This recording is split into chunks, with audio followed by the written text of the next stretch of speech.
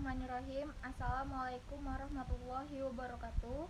Pada kesempatan kali ini saya Putri Nansari Siregar dengan NIM 0704213052 akan menjelaskan sedikit tentang biolistrik. Manusia atau makhluk hidup mempunyai listrik di dalam tubuhnya. Berbedanya dengan baterai, kalau listrik di dalam tubuh makhluk hidup itu berasal dari ion. Nah, kalau biolistrik yang dimiliki oleh manusia ini bersumber dari ATP, yang dimana ATP ini dihasilkan melalui proses respirasi sel yang terjadi di mitokondria. Sel-sel mampu menghasilkan potensial listrik atau potensial aksi yang merupakan lapisan muatan positif pada permukaan luar dan lapisan bermuatan negatif pada permukaan dalam suatu membran. Contohnya adalah pejalan hiposaraf menuju reseptor pada manusia yang menjadi sangat cepat karena adanya biolistrik tersebut. Sel saraf ini juga disebut dengan neuron. Sel saraf ini dibagi menjadi beberapa bagian, dan yang pertama adalah dendrit. Kemudian ada badan sel, ada akson, ada nukleus, ada node of Renfier, ada selubung myelin, dan ada terminal akson.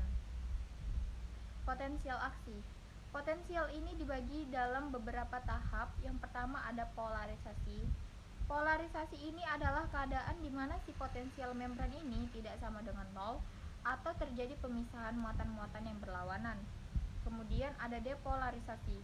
Nah, depolarisasi ini ada pada membran yang menjadi kurang terpolarisasi atau potensial membrannya mendekati nol atau lebih menjadi positif. Kemudian ada repolarisasi. Repolarisasi ini adalah keadaan di mana membran ini kembali ke potensial istirahat. Yang terakhir ada hiperpolarisasi. Hiperpolarisasi ini kebalikannya dari depolarisasi, yang berarti di mana keadaan di potensial membran ini menjadi lebih terpolarisasi atau potensial membran ini menjauhi nol atau sama dengan negatif.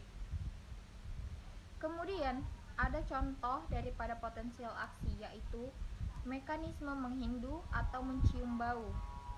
Yang pertama adalah molekul melekat pada reseptor sel olfaktori.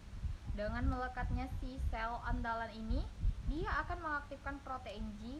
Nah, karena protein G aktif, enzim adenilat silase ini ikut aktif.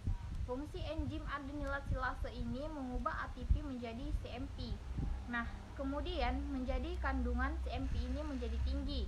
Tingginya kandungan CMP ini yaitu membuka kanal natrium sehingga natrium ini dapat masuk berisi fusi masuk ke dalam sel sehingga sel dapat menjadi lebih positif atau mengalami depolarisasi. Nah, depolarisasi ini menjadi potensial aksi. Selanjutnya nervus. Nervus olfaktori ini akan diteruskan ke otak. Sebelumnya sampai ke otak, dia akan melewati terlebih dahulu seperti talamus, hipotalamus, amigdala yang termasuk limbik. Setelah itu sampai di korteks, kita dapat menginterpretasikan bau yang kita hirup. Setelah itu, molekul odoran yang menempel pada reseptor olfaktori ini akan dihilangkan dengan enzim-enzim yang diproduksi di mukus. Sekian penjelasan dari saya, kurang lebih saya mohon maaf.